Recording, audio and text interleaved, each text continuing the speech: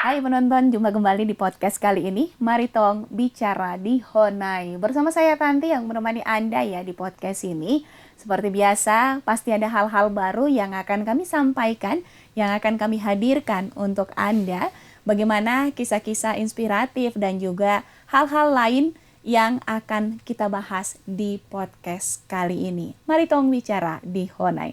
Dan kali ini hadir Bapak Guru, seorang Bapak Guru yang bekerja di pedalaman, di guru SD. Ya, siapakah dia? Beliau adalah Bapak Guru Edi Siregar, MPD. Ya, kita akan mengorek Bapak Guru kali ini. Siap. Ya, seperti apa kisah hidupnya? Kenapa mau di pedalaman? Sebenarnya tidak semua ya yang ikut, yang mau mengabdikan diri di pedalaman. Pasti orang-orang yang terpanggil dan memang banyak pengorbanan-pengorbanan yang akan dilakukan untuk pengabdian itu. Seperti apa kisahnya? Kita akan ikuti bersama Bapak Guru Edi Siregar, MPD. Saya panggil Bapak Guru aja ya. Pak Guru aja. Oh, iya. Bagaimana kabarnya Bapak Guru? Puji Tuhan hari ini sehat. Ya. Luar biasa ya pastinya biasa, ya. ya. Oke. Bapak Guru ini bolehkah tidak diceritakan itu kisahnya mulai dari pendidikan dulu? Pendidikan kalau saya dari SD sampai SMA ada di kampung halaman di Tapanuli Utara. Ya. Untuk setelah itu kuliah di Medan S1 dan S2-nya juga kuliah di Medan. Di Medan. Iya. Berarti SPD MPD-nya di Medan juga. Di Medan, iya. Iya, ini sudah jadi S2. Kenapa mau mengabdi di pedalaman? Emang di Medan tidak ada tempat untuk cari pekerjaan ya? Jadi sebenarnya kenapa S2, tapi sepertinya banyak juga bertanya kenapa sudah S2 tapi mengejar di SD. Karena bagi saya juga belajar itu adalah sepanjang hidup gitu. Yeah. Dan seorang guru itu harus tetap belajar. Ketika seorang guru berhenti untuk belajar, saat itu juga dia harus berhenti untuk mengajar. Jadi perkembangan pelajaran ini kan sebenarnya berkembang dia. Kita harus mengikutinya. Kita tidak bisa mempertahankan apa yang di dalam pemahaman kita, pikiran kita, tapi kita harus tahu juga setiap perkembangan pendidikan. Jadi kalau sampai di Papua sih sebenarnya sudah melalui proses yang begitu panjang. Proses panjang ya? Proses panjang, ya. Iya, prosesnya jangan dulu nih. Prosesnya kenapa nih? Kalau prosesnya sebenarnya lebih ke ketika melihat sebuah video tentang bagaimana kondisi pendidikan di tanah Papua ketika saya masih di Medan nih, ngajar di salah satu sekolah internasional waktu itu. Oh, berarti sempat ini di Medan? Di Medan mengajar? Mengajar Medan itu. Salah satu sekolah itu kualitasnya bagaimana sih? Setelah tamat kan S1 saya ngajar di Harvard Institute gitu. Wow. Ya, lembaga bahasa Inggris Amerika waktu itu, ngajar les di sana. Iya.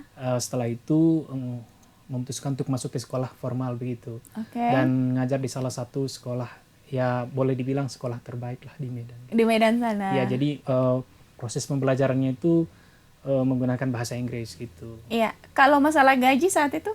Gaji sangat mencukupi. Mencukupi di Karena sana. kita kan sekolah yang agak bagus lah gitu. Uang sekolah anak-anak juga lumayan tinggi, jadi kesejahteraan guru diperhatikan. Contohnya ya makan siang guru dijemput dari rumah, itu semua fasilitas difasilitasi semua. Iya, seperti itu. Oke, selain dari situ, sebelum ke Papua dulu nih? Itu aja sih sebenarnya. Dan setelah itu, setelah ngajar tahun 2019 sampai 2020, yeah. Tuh, yang setelah itu 2021 memutuskan untuk perjalanan panjang itu hingga memutuskan untuk ke Papua begitu. Kenapa dipilih Papua? Secara umum kan memang kalau kita lihat daripada pendidikan Indonesia, banyak daerah-daerah memang yang pendidikan masih tertinggal gitu. Tetapi saya lebih tertariknya ke Papua karena menurut saya Papua itu lebih membutuhkan guru daripada memang dari yang lainnya gitu. Kebetulan video yang saya lihat ini tentang Papua begitu. Okay. Dan ada sebuah sekolah saya lihat ada gunungnya yang sangat bagus, alamnya yang sangat bagus, tetapi ketika kekurangan guru, di situ saya coba bergumul dan coba bagaimana ya, banyaklah hal yang dipertimbangkan sehingga memutuskan untuk ke sini. Tetapi ya konsepnya adalah saya tidak akan mau ngajar di kota. Karena kalau ngejar di kota sama saja bagusan kembali gitu kan. Bagusan kembali ya. Iya, bagusan kembali kalau di kota, tetapi saya memang harus mau mengajarnya itu di kampung Di atau di kampung. sekolah-sekolah yang memang betul-betul membutuhkan guru gitu. Emang itu terpanggil dari diri sendiri ya atau bagaimana? Itu tadi proses yang panjang itu untuk sampai ke sana banyak hal yang dipertimbangkan, Oke. orang tua tidak mengizinkan, Iya. bahkan banyak hal yang tidak banyak pihak yang tidak mengizinkan, tetapi ketika didoakan gitu, inikah jalannya gitu. Oh, tunggu Oke, dulu, ya. tunggu dulu. Waktu itu kan orang tua tidak mengizinkan nih. Iya. Nah, biasanya nih, kalau mama kita ini bilang begini ya, saya tidak izinkan kau ke situ. Iya. Itu kan kalau hal begitu, kalau menurut kita ini ya, itu ada berkat dari orang tua, makanya kita bisa jalan lurus ini ya. Ya awalnya memang orang tua tidak mengizinkan saya, tetapi Iya. saya kasih pemahaman ke orang tua gitu. Ya memang pendapat dari orang tua itu harus dipertimbangkan matang-matang karena orang tua sampaikan begitu karena Kak sayang kepada kita. Mungkin ya tahu bahwa Papua dengan Medan jauh gitu. Iya. Jadi saya mungkin akan jarang berjumpa dengan saya gitu kan. Mungkin orang tua berpikiran begitu, tapi pada kenyataannya tidak gitu. Bisa juga sering-sering pulang gitu. Tapi memang sering pulang ini. Bisa 3 kali setahun gitu. Wow, kayaknya Iya. lebih enak ini Bapak Guru ini daripada saya walaupun mengabdi di pedalaman. Iya, kadang kan ada acara ke Jakarta gitu. Contohnya kayak kemarin diundang yang apa itu yang ada apresiasi ke Jakarta, ya sudah memutuskan untuk pulang dulu sebentar. Iya. Yang bawa anak murid juga ke Jakarta kemarin, udahlah pulanglah sebentar. Jadi menggunakan momen-momen itu atau Desember lagi pulang seperti itu. Wow. Jadi ada momen-momen tertentu yang memang dekat untuk pulang kampung ya. Iya, jadi kadang kan orang tua juga pikir waktu itu akan jumpa lama gitu. Padahal bisa nih sering-sering jumpa sampai juga keluarga juga bilang sering sekali kau pulang kampung agak bosan juga. Jadi dibilang gitu. Iya, betul. Oke, perjalanan ke sini ke Papua tidak gampang dong, Bapak Tidak Guru. gampang. Iya, awal ke sini tuh ada hal apa makanya bisa sampai ke sini kan butuh biaya juga. Iya, betul. Jadi waktu itu tahun 2021 memang berawal dari teman saya yang memanggil saya mau nggak mengajar di Papua, masuk ke yayasan gitu. Akhirnya saya dengan pertimbangan yang matang itu dan orang tua mengizinkan setelah saya kasih penjelasan, akhirnya saya masuk ke salah satu yayasan namanya Yayasan Indonesia Cerdas. Jadi guru-guru incer ini Indonesia Cerdas ini ada mengabdi di Kabupaten Jayawijaya, khususnya sekolah-sekolah di pinggiran semua. Iya. Jadi tahun 2021, jadi kita ini kontrak Pemda Oke. sampai tahun 2023. 2024 dinyatakan lulus. Jadi saya juga berjumpa dengan guru-guru yang hebat dan luar biasa, saling berbagi, menginspirasi. Namanya guru-guru Indonesia Cerdas. Sampai hari ini mereka masih ada dan masih mengabdi di tempat pengabdian mereka di distrik-distrik, tidak ada yang di kota. Jadi saya juga terinspirasi, kuat dan juga bersama-sama dengan mereka saling berbagi juga. Tapi memang Mbak, ibu guru itu memang yang di dalam itu orang-orang terpilih ya. Ya menurut saya sih orang yang terpilih, tetapi ada juga memang yang tidak tahan gitu mungkin gitu kan. Tetapi sejauh ini mereka itu orang-orang yang hebat, yang sangat menginspirasi walaupun perempuan bisa mendaki gunung gitu.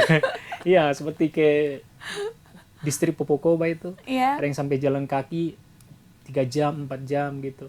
3 jam, 4 jam. Iya. Jadi di situ emang langsung ke SD sekarang atau ada SD lain sebelum ke SD sekarang?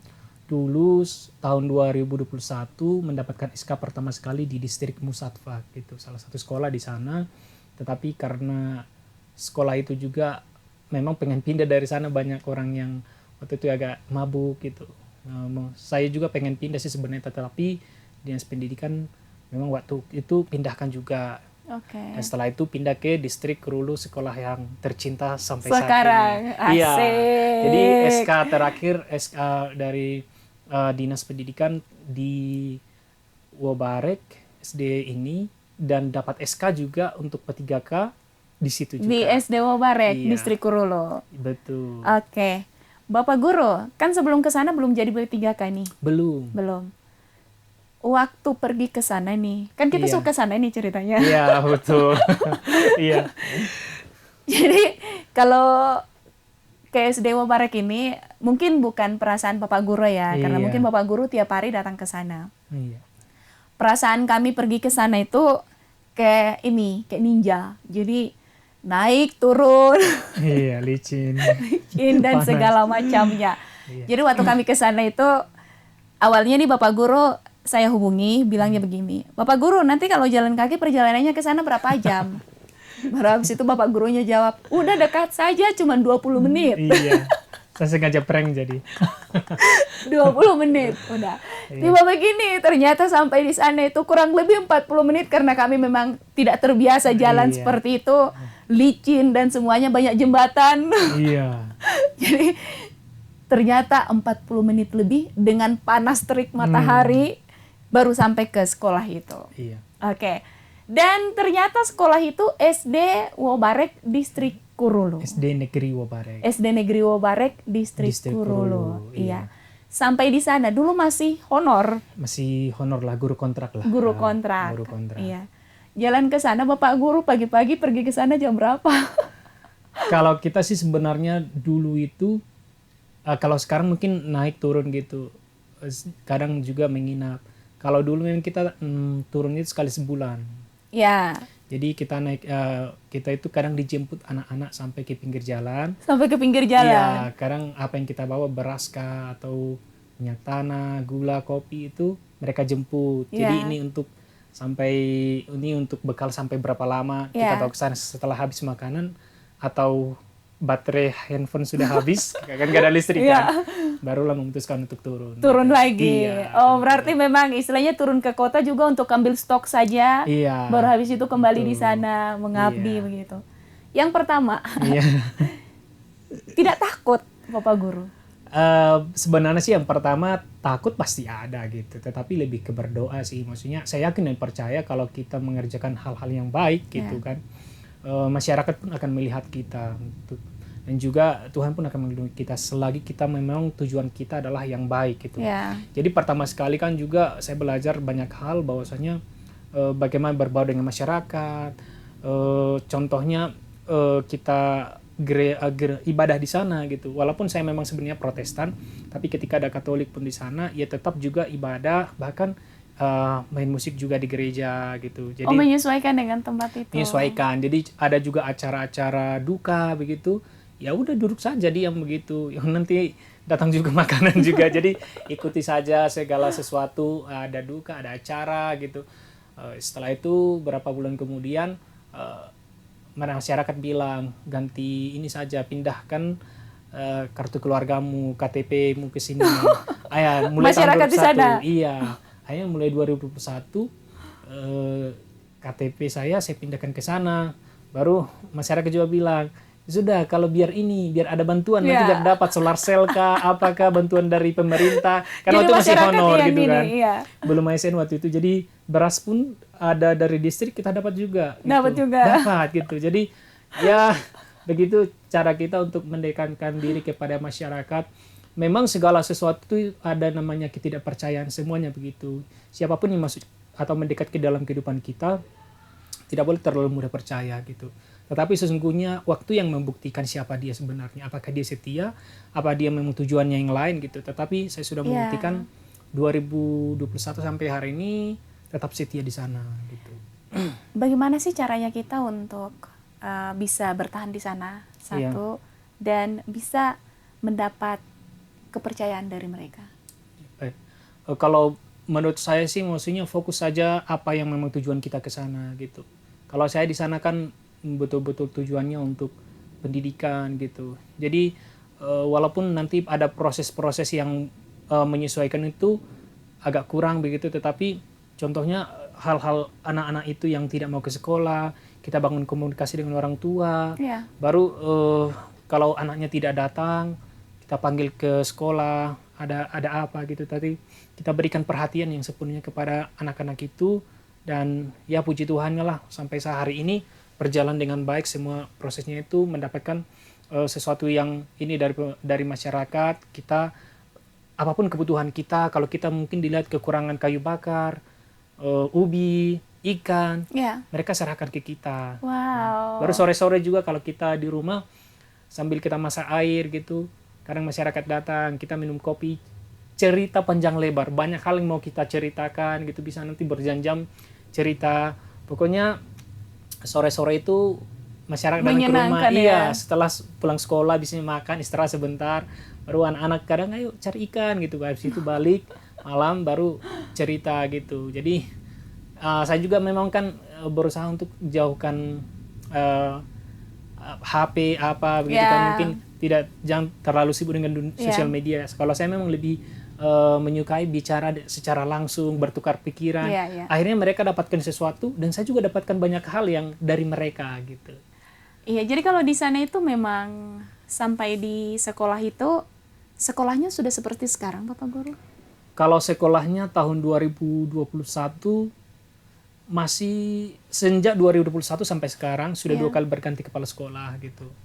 Jadi kalau dulu memang ya saya juga mengucapkan terima kasih kepada guru-guru pendahulu gitu. Kita lihat mereka itu orang yang luar biasa. Di sana ada namanya Pak Martinus. Mulai sekolah itu ada mulai 2015. Beliau masih ada sampai sekarang dan walaupun tamatan SMP kah, ya tetapi dia pernah sekolah itu kosong juga sebelum tahun 2001. Saya tanya masyarakat. Pernah sempat kosong gitu? Pernah. Padahal itu SD Negeri Wobarek. SD Negeri gitu. SK operasionalnya kan kalau saya lihat SK-nya keluar 2015. Jadi lulusan pertama dari sekolah itu tahun 2021. 6 tahun sebelum saya datang sudah ada guru di sana. Sudah ada guru di sana. Walaupun saya sangat menghargai dan apresiasi mereka sangat luar biasa sekali. Sekalipun waktu itu mereka tidak ada gaji atau bagaimana bertahan hidup, tetap memperhatikan dunia pendidikan. Saya sangat mengapresiasi mereka gitu sebagai orang yang terdahulu di dalam merintis sekolah itu. Merintis sekolah itu. Jadi waktu datang ke sana berapa guru Bapak Guru waktu itu? Guru ketika saya datang ke sana ada guru baru pindah lagi gitu. Oh berarti kayak kosong lah begitu ya? Atau hanya satu? Sebelum saya ada 2 orang guru, tetapi mungkin guru itu ditarik lah dengan tidak tahu alasan apa waktu itu pindah. Setelah saya masuk, ketika itu kita ada berapa orang? 3 orang. Bapak guru baru masuk gitu. Kepala sekolah? Ya kepala sekolah. Oh enggak, kita guru incer itu ada 3 orang dulu. Oh masuk ke sana? Iya, tetapi dengan proses beberapa bulan kemudian ada yang ditarik, ada yang ini gitu. Akhirnya, jadi saya pernah juga mengajar sendiri di sana gitu. Jadi Bapak Guru sendiri, itu tahun berapa Bapak Guru? 2022. 2022 sendiri? 2022, tetapi tidak sepanjang tahun gitu. Ada masa-masanya, ada teman halangan waktu itu entah dipindahkan ke sekolah lain. Jadi saya mengajar sendiri waktu itu. Wow, sendiri dengan kelas 1 sampai kelas 6? Iya. Nah setelah itu ada lagi teman lagi, ditempatkan lagi yang saya mintakan, lagi kan tolonglah saya nggak sanggup mengajar gitu. Karena anak-anak kan banyak gitu. Saya bukan tipe guru yang asal mengajar, tidak. Tetapi kalau nggak ada hasilnya bagusan nggak apa-apa. Nggak usah mengajar lagi karena harus ada hasilnya gitu. Jangan capek mengerjakan sesuatu nggak ada hasilnya sama saja sia-sia. Gitu. Oke. Saat itu Bapak Guru honornya berapa? Kalau honornya, kita kan honor bukan dari ini gaji kontrak lah. Gaji guru kontrak dari Dinas Pendidikan. Ya UMR lah begitu. Berapa Pak Guru? Ayo, spill. Rahasia negara. Cukup untuk makan kan tidak? Kalau cukup makan sih di Papua sih gimana ya? Kalau saya bilang kalau hemat bisa lah gitu. Kalau hemat makan mie telur. Mie telur itu mewah gitu. Tapi syukurnya kan di kampung kita nggak ada pengeluaran gitu. Iya sih. Maksudnya kan kita makan ubi ya memang kita naik bawa tahu tempe, gula, kopi gitu kan. Tapi kalau kita 1 bulan di kampung juga ya semua tersedia gitu. Ya. Kita jalan-jalan aja ke kampung ke kebun masyarakat, kita pulang nggak tangan kosong. Oh jadi manfaatkan semua yang ada di sana ya? Bukan aja manfaat sebenarnya, tapi lebih ke memang yang pulang sekolah kan suka cari ikan. Ya anak-anak Pak Guru kita tangkap ikan yuk katanya. Ya sudah ayo gitu. Baru kadang ini orang tua ngantar gitu. Antar ini apalah yang ada di timun, sayur mereka kasih ke rumah gitu. Wow. SD Negeri Wobarek bersama Bapak Guru Edi Siregar MPD. Jadi di sana Iya. ada 3 kelas. 3 rombongan Iya, belajar ya. rombongan belajar. Jadi kelas 1, kelas 2 digabung. Iya. Kelas 3, kelas 4 digabung, Iya. dengan kelas 5, kelas 6 digabung. Iya, digabung. Berarti 3 ruangan. 3 ruangan. 3 ruangan. Dan pastinya itu juga kurang memadai untuk anak-anak Iya. sekolah. Jadi kalau kita sistemnya itu bisa dalam 1 bulan dia naik kelas 2 kali gitu. Kita buatnya karena kelas 1 dan kelas 2 itu memang fokus pengenalan huruf. Iya. Ya, kelas 3 dan 4 itu ketika anak-anak itu sudah mulai bisa baca, Iya. tapi belum lancar lah gitu. Oke. Nah, ketika kelas 5 dan 6 itu adalah persiapan ke SMP gitu. Jadi kita buatnya seperti itu. Ada juga kadang masalah memang kan anak-anak tidak bisa baca sudah kelas 6. Kita turunkan kelas 3. Besoknya orang tuanya malah datang ke sekolah. Ke sekolah. Ya agak marah juga, bukan marah-marah bagaimana, tapi agak kecewa lah gitu. Baru saya sampaikan ke orang tua, kenapa tidak bisa baca, kenapa kita turunkan bukan turun kelas, tetapi seandainya pun dia bisa baca dalam waktu dekat ini, kita bisa pindahkan lagi kok, karena ini kelas 5-6 ini tidak ada lagi belajar baca di sini. Ini tentang fokus tentang kita mata pelajaran yang ini, IPA, IPS gitu, matematika. Nah, kelas 3-4 kita kembalikanlah dia supaya nanti dia bisa ikuti. Baru saya bilang sama orang tua kan bilang, buat di kelas 6 sudah orang tua sampaikan. Baru saya bilang bahwasanya kalau dia sudah bisa membaca lancar, sudah pintar dia, jangankan kelas 6. Saya bawa ke SMA pun sekarang bisa, saya sampaikan. Baru saya bilang, tahu tidak mama, bapak, berapa kali dia datang 1 minggu? Dia kadang datang sekali 2 minggu. Pernah nggak periksa bukunya gitu? Pernah nggak periksa segala sesuatu? Karena saya paling periksa itu semua catatan gitu. Catatan saya periksa semua, itu harus pisah-pisah gitu. Jadi saya sampaikan, periksalah catatan sekali-sekali. Atau coba ingat, seringkah dia ke sekolah gitu. Akhirnya orang tua terdiam sendiri. Baru saya panggil anak yang bersangkutan, saya suruh baca di samping orang tuanya. Jadi kita langsung buktikan gitu. Oh iya, minta maaf Pak Guru, seperti itu. Tapi memang setelah ke sana, memang anak muridnya Bapak Guru berapa? Setelah ke sana, kalau seingat saya waktu itu ada sekitar 60 lebih juga. 60 lebih? 60-70 gitu. Anak? Anak. Kualitas anak saat itu? Kualitas anak saat itu, ya gimana ya, saya tidak menyalahkan guru-guru sebelumnya juga, guru-guru hebat yang saya sampaikan tadi. Tetapi ya memang banyak yang tidak bisa baca. Jadi dulu awalnya kita berprinsip bahwasanya akan ajarkan ini nanti, contohnya IPS, IPA. Tetapi nyampe sesungguhnya adalah belum bisa baca. Membaca karena pun baca belum itu bisa. kan calistungnya itu kan utama gitu. Kita nggak bisa melanjut ke tahap selanjutnya kalau memang tidak bisa itu. Membaca, menulis, jadi dan walaupun berhitung. kelas 6 tetap juga belajar membaca, namanya literasi. Kita juga literasi kan tidak hanya bisa membaca tetapi memahami isinya gitu. Padahal kita dipaksakan untuk mengikuti kurikulum ya Bapak Guru ya. Betul. Tapi kalau sebenarnya sih kalau kurikulum disampaikan, kalau sekolah-sekolah yang di pedalaman atau juga kembali ke Calisto, mau kurikulum apapun gitu disampaikan, maksud kurikulum Merdeka, Belajarkah, kurikulum apakah, tahu juga akan kembali ke Calisto. Ini pada kenyataannya gitu. Jadi kita tidak bisa samakan dengan sekolah-sekolah yang di kota. Jadi saat itu keprihatinannya Bapak Guru saat itu setelah bertemu dengan anak-anak ini, apa sih?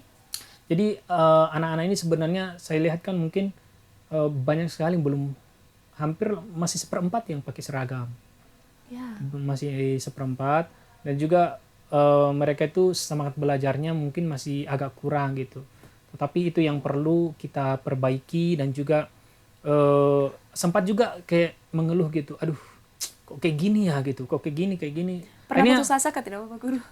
Tidak pernah sampai putus asa, tapi lebih ke mengeluh. Tetapi saya dikuatkan oleh satu hal. Saya dikuatkannya begini.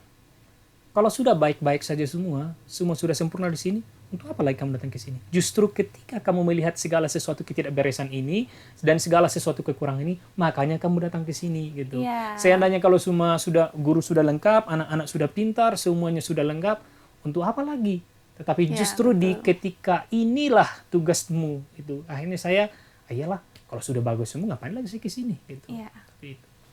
Jadi setelah Bapak Guru di sana mengabdi, apa sih terobosan-terobosan yang Bapak Guru lakukan? Kalau terobosan sih, tapi saya garis bawahi lagi bahwasannya kalau saya lakukan tidak sih, sebenarnya lebih ke kami lakukan gitu. Guru-guru hebat yang masih ada di sana sampai hari ini, kita berkoordinasi, kita kerjasama, kita buat pertemuan ini bagaimana, kita diskusikan gitu. ada pun yang kadang saya inisiasi sendiri, ada juga masukan dari teman, ya kepala sekolah, kita saling kerjasama gitu. Kita sebutkan adalah tim gitu, nggak bisa disebutkan sendiri. Jadi kita itu buat yang namanya yang pertama sekali adalah tentang bagaimana membuat anak-anak ini nyaman dulu di sekolah gitu. Jadi belajarnya itu mungkin nomor kesekian lah gitu, tetapi ketika mereka nyaman ada di sekolah, lihat kondisi guru-guru yang baik, yang enak untuk mengajarnya, atau mungkin lingkungannya gitu. Lingkungan, tidak ada lingkungan yang membuli atau mengapa gitu kan. Dan juga ada contohnya yang bervariasi proses pembelajaran, ada medianya. Otomatis mereka akan tertarik ke sekolah. Jadi senyaman mungkin ya. Harus nyaman gitu ke sekolah. Ada main-mainnya, ada istirahat, ada nyanyi-nyanyi gitu. Nah, untuk itu adalah dasar pertama yang kita buat, sehingga anak-anak ini kan menganggap sekolah itu bukan sekolah tempat yang menyeramkan yang harus belajar perkalian langsung, tidak. Tetapi kita loh ada namanya olahraga, contohnya bulu tangkis ada, baru jika kamu suka bulu tangkis ya bulu tangkis, kamu suka pianika, kamu ada suka Lego gitu, kita juga ada ini sediakan begitu. Kamu suka menggambar, keren gitu semua sediakan gitu. Lebih ke minat dan bakatmu ada apa. Ketika istirahat kan ada yang main bola, ada juga yang main musik, ada juga pokoknya bervariasi gitu. Jadi di sana itu memang tidak dipaksakan untuk hal-hal yang memang harus mengikuti perkembangan zaman ataupun mengikuti kurikulum atau bagaimana. Sebenarnya harusnya nanti tujuan akhirnya ke sana, tetapi ini langkah awal bagaimana kita ke sana gitu. Kita kan maksudnya ketertinggalan itu dan juga kebiasaan-kebiasaan yang biasanya di kampung itu mereka kadang ya udah ke sekolah nggak belajar pun ya udah naik kelasnya nanti tamat juga kok gitu. Tapi itu kita yakin kepada mereka bahwasanya kamu nanti tamat dari sini memang betul-betul harus lanjut ke SMP, lanjut ke SMA, lanjut kuliah gitu. Dan juga kalaupun kita tanya ini apa cita-citamu, mereka tidak tahu kadang gitu kan. Saya begini saja. Mereka sampaikan begini saja anak-anak gitu. Kenapa bisa pikirnya sampai ke sana ya? Karena mungkin ruang lingkup mereka udah lihat mungkin kakak dan abang mereka setelah tamat ya di kampung itu juga gitu. Baru kita ini kan, baru nanti sampai ke akhirnya kita bawa study tour untuk membuka mindset mereka seperti itu. Iya, jadi kalau di sana memang masih banyak ya yang belum sekolah atau seperti apa di tempat itu? Kalau yang di sana sih saya yakin 99% sudah sekolah. Dulunya tidak gitu. Tapi lebih ke kita sosialisasi ke gereja gitu. Baru kita tanya orang tuanya, ini kenapa tidak sekolah? Kenapa tidak ini gitu, kayak macam tadi ada 2 orang siswa baru pindah dari sekolah sebelah gitu. Ada siswa baru masuk lagi 2 orang tadi baru kita sampaikan. Kita juga tidak mau nanti jadi ada masalah panggil orang tua gitu. Supaya nanti tidak ada masalah dengan sekolah yang sebelumnya yang lain. Gitu. Oke. Bapak Guru, kan perjalanan ke sana boleh dijelaskan pertama kali ke sana jalan itu bagaimana sih? Jalan maksudnya? Dari kota, habis dari kota baru habis itu masuk ke dalam. Iya. Itu. Jadi sebenarnya kan kita itu jalan yang kita lalui kemarin itu jalan sudah sangat bagus. Itu sudah bagus. Iya, kan itu sudah termasuk kan? Bagus ya, Bapak. Bagus menurut saya. Karena itu baru dibangun oleh pemerintah kan, lurus itu. Jadi kalau lihat nanti masih ada bekas ekskavator di kiri kanannya. Sebelumnya itu kita keliling-keliling dari lumpur gitu. Jadi dulu itu dari mana ke mana, perjalanannya seperti apa? Ya dulu itu karena ini kan, kalau saya sih kalau lagi musim kering, bawa motor sampai ke dalam. Tapi kalau lagi nggak musim kering, bagusan tinggal motor di jauh saja begitu di SD sebelumnya gitu. Ya jalannya itu gimana ya? Apalagi motor saya motor ini kan, bukan motor yang besar. Kita sekarang sampai keringat bawahnya gitu. Ini licin sekali.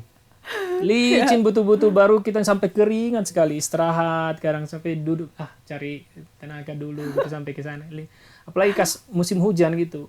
Nah, kalau musim hujan dia licin, kalau musim kemarau dia panas. Jadi memang ada positifnya dan negatifnya. Ada juga keringnya begitu ya. Iya, kalau musim kering kita nggak ada air di sana. Nah, tapi kalau musim hujan juga ya susah juga ke sana.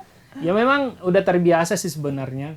Dulu kan masih ada teman gitu yang sama-sama tinggal di sana, udah terbiasa.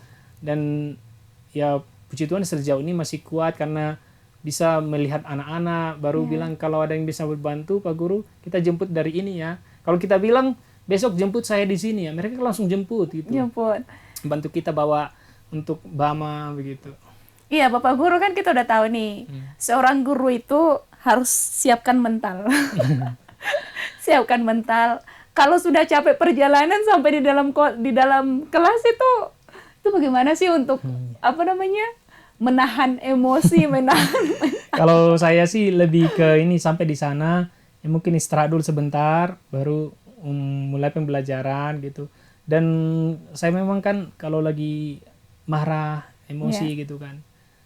Ya udah keluar aja lihat alam udah kembali hati tenang kok gitu. Saya bukan tipe guru yang pernah mukul anak gitu. Saya tidak pernah hukum mereka, pukul mereka gitu kan.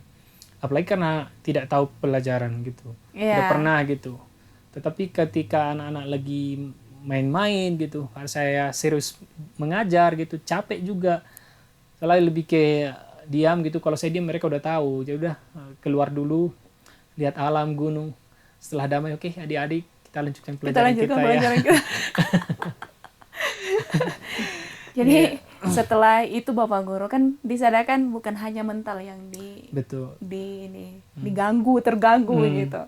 Mental, kehidupan. Bapak Guru bisa menerima itu bagaimana sih? Sudah terbiasa juga. Terbiasa ya? Sudah terbiasa dengan hal-hal begitu. Anak-anak, maksudnya untuk anak-anak saya sabar. Saya agak sabar untuk anak-anak gitu.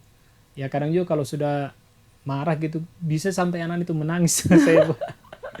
Karena orang tua juga bilang, Pak Guru kalau dia bandel, kalau apa, pukul katanya. Tapi ya tahu kenapa saya tidak tega pukul mereka gitu. Datang jauh-jauh, jalan kaki ke sekolah untuk belajar. Hanya karena satu kesalahan kita pukul lagi. Ya saya seperti nggak tega. Saya nggak menyalahkan guru-guru yang lain yang memang menggunakan. Kadang ini anak-anak kalau nggak dipukul nggak ngerti yang salah bagaimana. Tetapi untuk saya khusus sendiri gitu, tidak tega mukul mereka. Mereka datang ke sekolah itu dari Kalibalim sana sebelah pakai perahu ini kan. Jadi lebih ke berikan saya kesabaran untuk menghadapi ini anak gitu. Sebenarnya apa sih keprihatinan Bapak Guru kepada anak-anak ini? Iya. Yang penting datang aja dulu ke sekolah begitu. Iya, karena saya berharap bahwasanya tidak terjadi apa yang sudah terjadi sekarang ini gitu, yang sebelum-sebelumnya gitu. Mereka kadang nggak sampai tamat sekolah udah menikah gitu kan. Oh iya. Iya, saya selalu bilang sama mereka, orang tua juga, kalau kita ada pertemuan gitu. Kalau memang ini anak sudah mau menikah langsung bagusan tidak usah sekolah gitu. Ini masa depan anak-anak ini masih panjang gitu. Saya tidak salahkan menikah, tetapi memang masih ada waktu dia untuk dunia pendidikan, untuk mencapai mimpinya.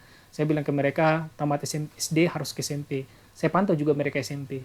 Sejauh ini sih semua masih lanjut gitu SMP, lanjut SMA gitu.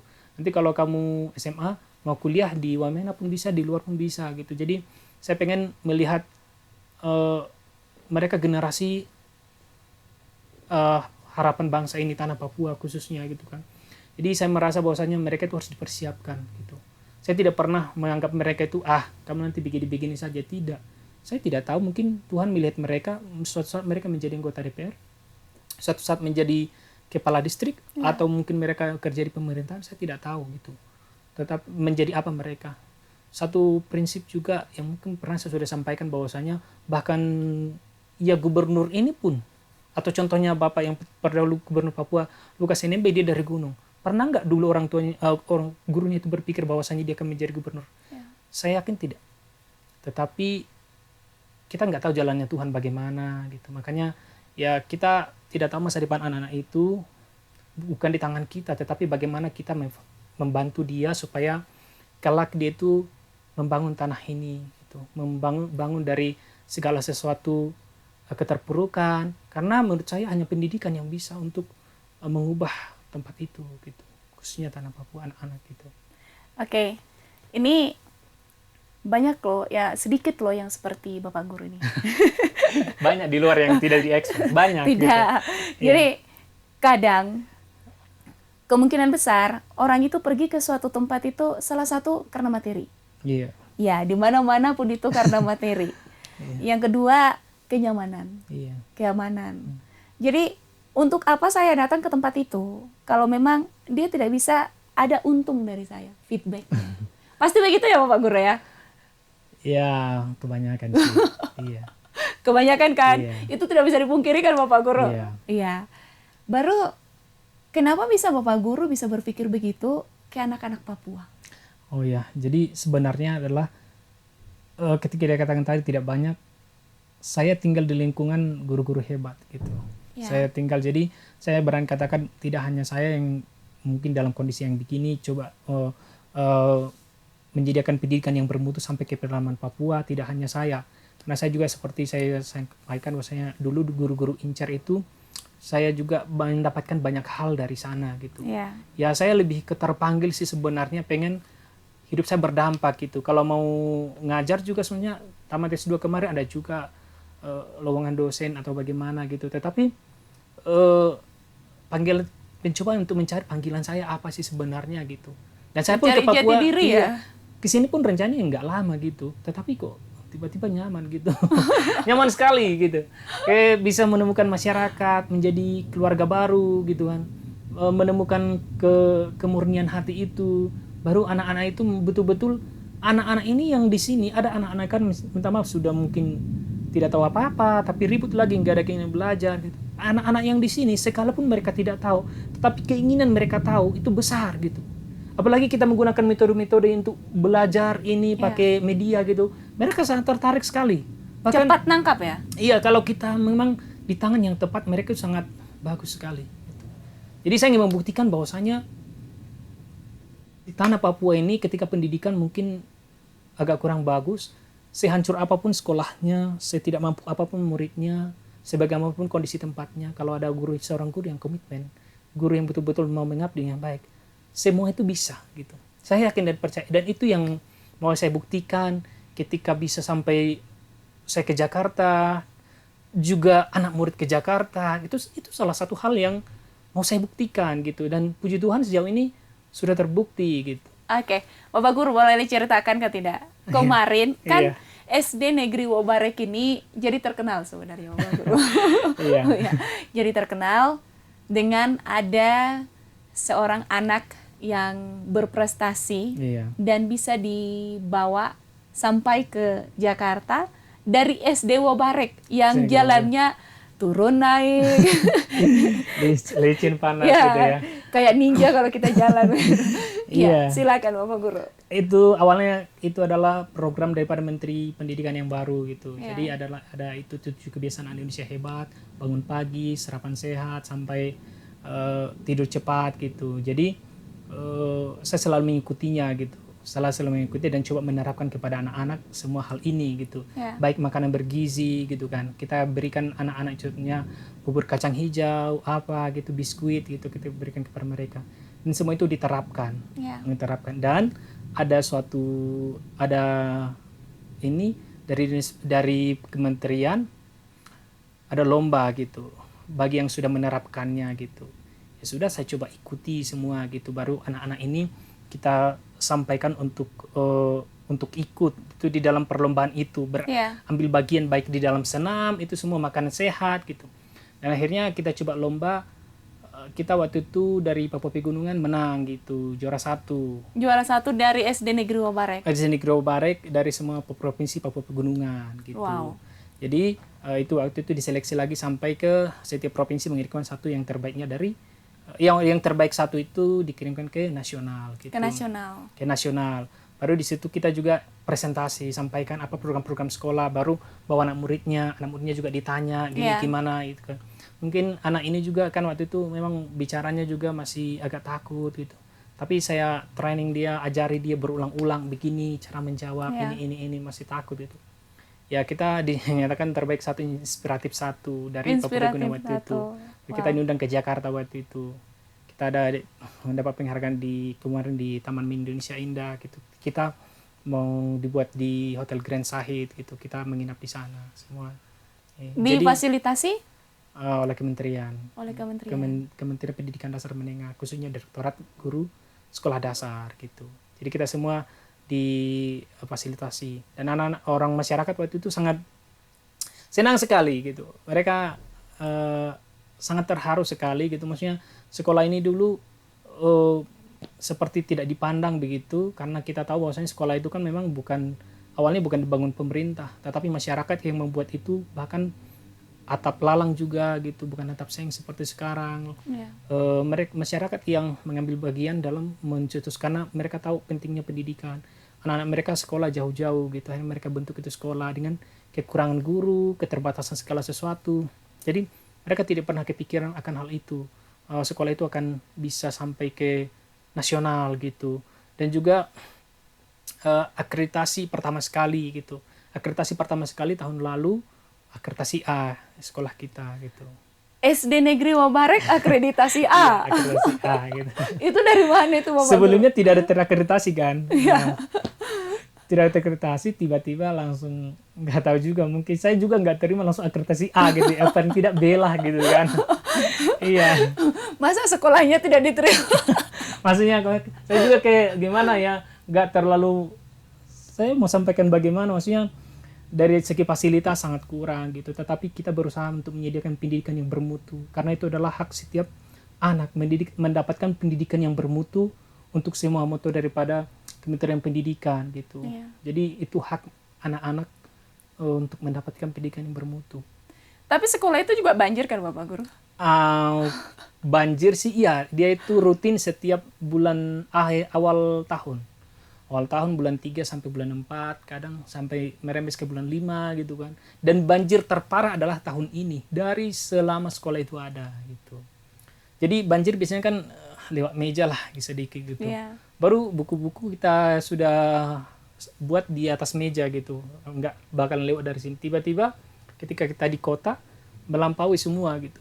Jadi semua buku-buku semua yang lain itu basah semua, bahkan gitar juga itu sampai basah juga, hancur juga. Iya, kan sekolah itu memang 3 ruangan. 3 ruangan. Keempat dengan ruangan guru. Ruangan guru. Dengan, boleh dijelaskan fasilitasnya seperti apa? Ada lift, eskalator juga. Ya gimana ya, agak ada kita ceritakannya lucu gitu kan. Jadi Jelaskan aja Bapak Guru. kan ini tidak ada pohon-pohon terus terjadi. Kalau kita ke sekolah kan gak ada kamar mandi nih. Harus pastikan setor semua dulu di luar sebelum sampai ke sekolah. Iya betul. Jadi kalau kita sakit perut nggak usah ke sekolah gitu. Mau lari kemana nanti gitu. Sekarang nggak ada. Masih ingat pesan saya kan, catatan saya.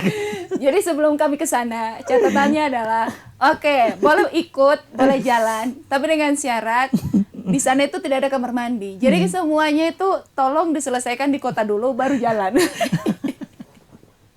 Karena kan nggak ada maksudnya rumput apa, nggak, memang pohon-pohon pun nggak, memang langsung semua kayak barang rumput begitu kan. Kelihatan mau dari mana. Ya gitu. kan mumpung di sini Bapak Guru ya kan, jelaskan dulu lah bagaimana situasi dari sekolah itu. Ya begitu sudah kalau kondisi sekolahnya, kalau lagi banjir memang tidak bisa ke sekolah gitu. Jadi dari sekolahnya dari papan. Sekolah dari papan, gitu ya. Sekolahnya dari papan, baru memang kita bukunya sangat kurang fasilitasnya. Meja kursi juga banyak yang tidak layak, ada juga yang masih bagus. Ya, jadi segala sesuatu mungkin kita berusaha untuk menyediakan apa yang kekurangan yang di sana. 3 ruangan. 3 ruangan yang di situ. Lantainya Pak Guru? Lantainya dari keramik ya. Masih dari tanah, udah retak-retak lagi. Retak-retak. Ya. Tapi memang seindah itu. Tapi saya sangat menikmati di sana.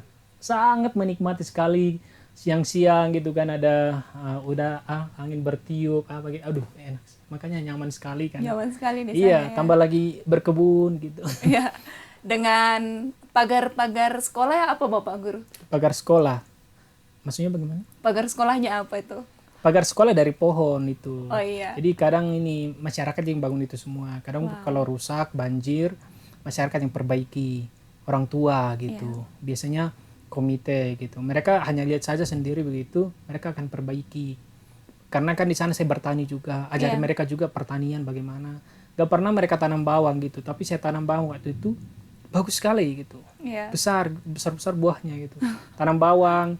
Yang tadi kami pulang sekolah nanam kacang, bawang itu kita tanam gitu. Jadi tadi itu lagi mencabut rumputnya. kita edukasi ke masyarakat, baru bilang Pak Guru masih ada bibitnya kah kita tanam di kita punya kebun. Iya. Boleh saya sampaikan begitu. Oke, Bapak Guru boleh beri inspirasi lah untuk anak-anak SPD. Sarjana pendidikan yang memang dia sudah bisa menjadi guru begitu. Untuk mengembangkan ataupun bisa di pedalaman-pedalaman untuk membangkitkan anak-anak di pedalaman. Kalau saya tidak bisa sampaikan sesuatu karena saya nggak menjijikan apa-apa gitu kan. Ya, tapi kan setidaknya kan ini seseorang yang menjadi inspiratif juga loh. Ini sudah mengorbankan diri, Tidak mengorbankan terlalu mengorbankan kehidupan. Tidak yang korban juga sih, tapi segala sesuatu masih sangat dinikmati sampai Dinikmati hari ini. sekali Iya, ya. gitu, karena lebih merasa lebih karena kepanggilan sih. Ya. Udah tujuan awalnya, kalau saya lebih ke panggilan menikmati ya sudah dilanjutkan. Dilanjutkan. Gitu. Jadi kalau saya sih maksudnya lebih ke mari guru-guru yang memiliki latar belakang pendidikan, tidak hanya pendidikan juga. Karena mereka itu bukannya contohnya harus S1 fisika, belajar fisika, enggak. Anak-anak itu di situ juga bukannya materinya tinggi-tinggi, tidak. Tetapi kalau kita punya hati, kalau kita terpanggil gitu. Saya nggak sampaikan semua harus seperti saya, tidak. Yeah. Enggak lah. Enggak. Saya tidak ada pikiran begitu, tetapi melihat segala sesuatu yang ada di sana itu saya sangat terpanggil sekali. Kalau mungkin ada di antara kita yang terpanggil untuk melihat segala sesuatu, ya mari bersama-sama untuk mengajar. Banyak sekali sekolah-sekolah yang masih kosong, guru-guru butuh orang yang mau mengabdi di sana dengan sepenuh hati. Nantinya pasti banyak kekecewaan, tetapi ketika kita bertahan, ada upah sesuatu yang kita dapatkan. Yakinlah segala sesuatu akan dicukupkan Tuhan kok, gak bahkan berkekurangan. Contohnya?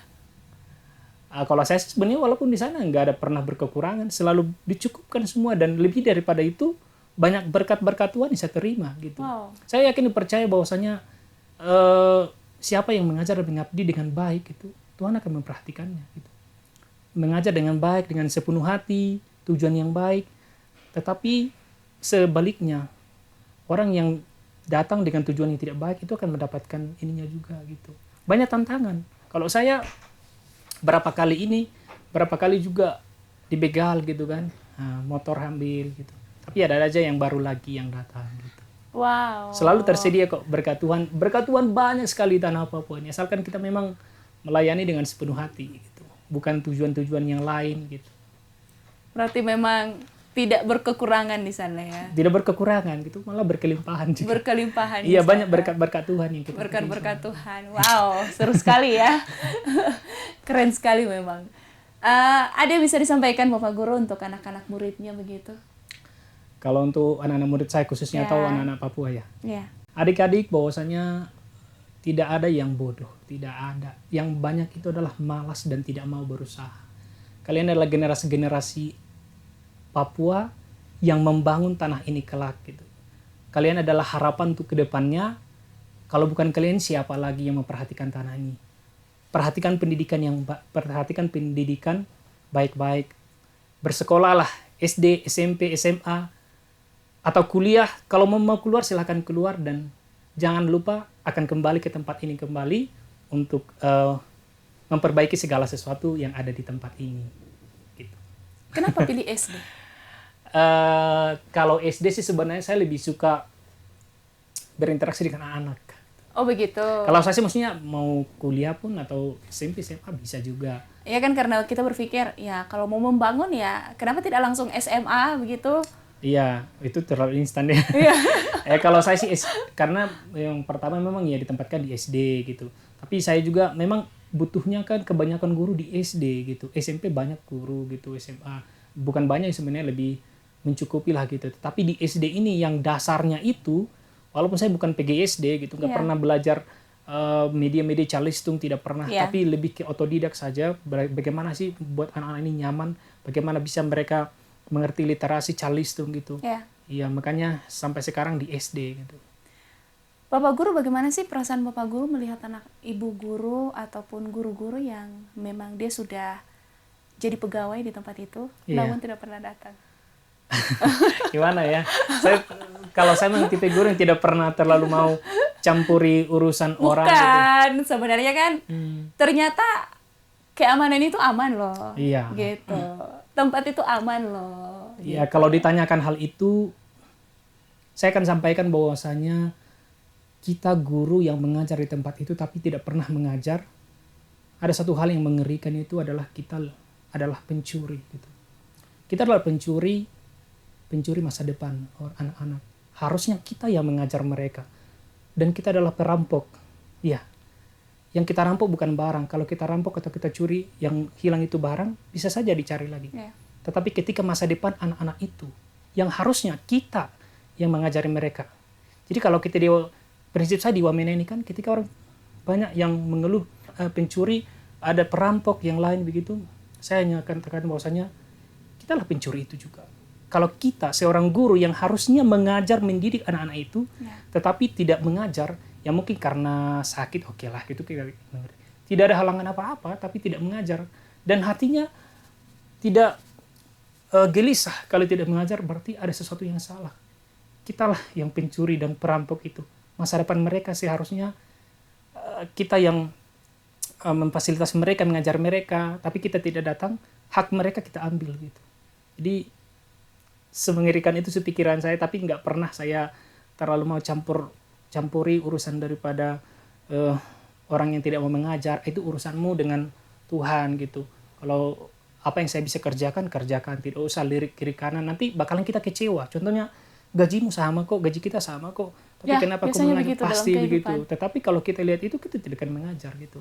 Kita tidak, tetapi lebih ke apa yang bisa kerjakan, kerjakan gitu. Jadi ya mungkin ya berikanlah kontribusi yang baik gitu. Oke. Ya, untuk orang tua. Iya. Ada yang bisa disampaikan? Orang tua murid. Iya, murid, orang tua murid. Orang tua murid, kalau pesan saya kepada orang tua murid, anak itu adalah harapan untuk masa depan. Ketika bapak dan ibu seorang petani berkebun, paling tidak nanti, atau mungkin sekarang sedang susah, paling tidak jangan susah lagi keturunannya, anak-anaknya gitu.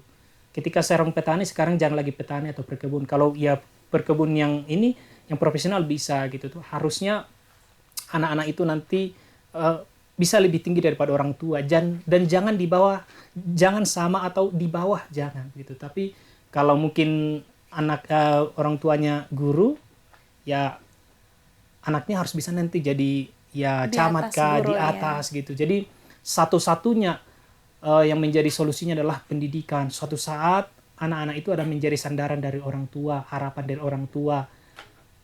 Dan janganlah sia-siakan waktu dan momen untuk belajar. Anak-anak itu harus diperhatikan, dan apakah memang sudah didoakan anak-anaknya, diperhatikan dan disuruh untuk ke sekolah gitu. Banyak kan orang tua anak-anaknya tidak ke sekolah tapi tidak disuruh gitu. Kamu kenapa tidak ke sekolah, tidak ditanya gitu. Perhatikanlah dan pedulikanlah mereka gitu. Tapi memang menurut Bapak Guru memang pedalaman ini aman? Kalau saya sih tempat saya aman gitu. Ya. Tempat saya aman. Ya tempat saya itu sangat aman sekali. Tapi yang saya ini adalah mungkin perjalanan gitu. Perjalanan yang memang tidak mengenal kita.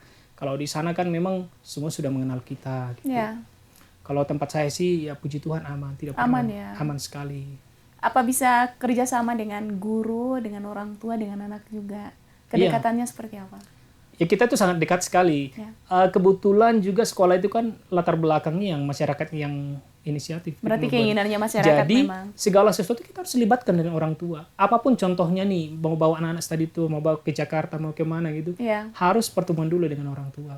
Baik hal-hal yang contohnya yang acara tadi, kadang kalau duka itu sampai 4 hari anak tidak datang gitu kan.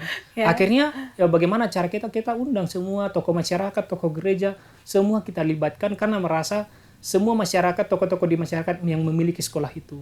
Jadi selalu apa-apa kita tanya masyarakat, Jadi orang ini anak murid 3 hari tidak hadir, surat panggilan gitu. Oh, ada surat panggilan juga. Surat panggilan, kita akan panggil orang tua, maksudnya kenapa tidak hadir gitu. Atau di kota, atau bagaimana, banyak alasannya biasanya.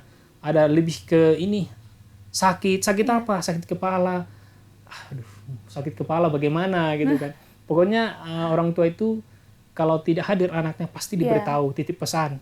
si ini lagi begini ya gitu. Jadi kita berusaha untuk, ini namanya pendidikan. Jadi kalau kita biasakan sesuatu hal yang salah di dalam pendidikan, itu akan menjadi suatu kebiasaan. Ya, betul. Gitu. Jadi saya bilang beda ya, beda. Sekolah lain punya manajemen sekolah tersendiri, tapi sekolah kita beda juga gitu. Nggak bisa di sini datang 1 kali, libur 2 minggu, tidak bisa. Kita akan pindahkan gitu. Jadi peraturan di sana, contohnya di duka. Iya. 4 hari duka ini. Iya. Jadi anak-anaknya bagaimana? Dulu awal-awalnya itu bisa sampai 1 minggu tidak hadir, kosong sekolah gitu. Nah waktu itu ya setelah itu menurut saya ini bukan sesuatu hal yang kebiasaan yang baik gitu. Ya makanya kita undang semua orang tua, tokoh gereja, tokoh adat, masyarakat, kita sampaikan bahwasanya kalau yang berduka itu bukan keluarga kandung atau keluarga dekat, harus tetap ke sekolah. Bisa saja nih dari desa A nanti yang duka, desa B, C tidak hadir gitu. Kenapa ada duka? Kan tidak ada hubungannya, gurunya ada kok gitu. Ini sampaikan bahwasanya segala sesuatu kalau ada duka, guru dan kalau yang berduka itu bukan keluarga inti, keluarga dekat, harus tetap ke sekolah. Sama-sama ke sekolah, namun ada catatan bahwasanya ketika setelah selesai sekolah, kita guru-guru akan bawa bantuan sama-sama untuk menuju ke tempat duka. Itu yang kita garis bawahi, bukan berarti kita tidak ke sana. Kita akan sama-sama guru, kepala sekolah akan sama-sama ke tempat duka itu. Tapi memang betul-betul memang mencari solusi dari situ juga ya Bapak Guru ya? Segala sesuatu di sana harus musyawarah dan juga didiskusikan baik-baik. Tidak bisa mengambil keputusan secara sepihak gitu. Bahkan contohnya orang puskesmas pun mau datang itu, kita harus tanya masyarakat. Apa batasannya? Kasih obat kah? Saya selalu tanya, Bapak ini bagaimana? Gitu. Saya tidak mau nanti ada pikiran masyarakat yang lain atau bagaimana, saya tidak mau, selalu tanya masyarakat, ini bagaimana gitu. Saya tanya kepala sekolah, baru kita buat pertemuan, kita menyurati. Bahkan ini juga mau tamat SD, kita harus buat pertemuan.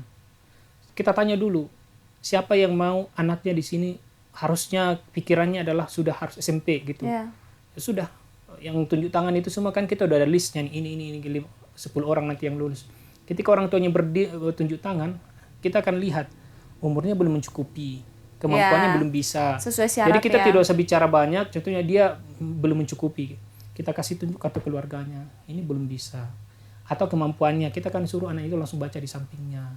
Bisa enggak gitu. Jadi kita tidak usah memberikan penjelasan yang panjang, mereka sudah paham bahwasanya ada 2 kategori, itu umur dan juga kemampuan gitu. Kemampuannya bisa enggak gitu. Karena kita bilang bahwasanya ketika anak-anak ini tidak bisa baca nanti akan dikembalikan dari SMP ke SD lagi. Hanya kita kasih paham mereka. Ya.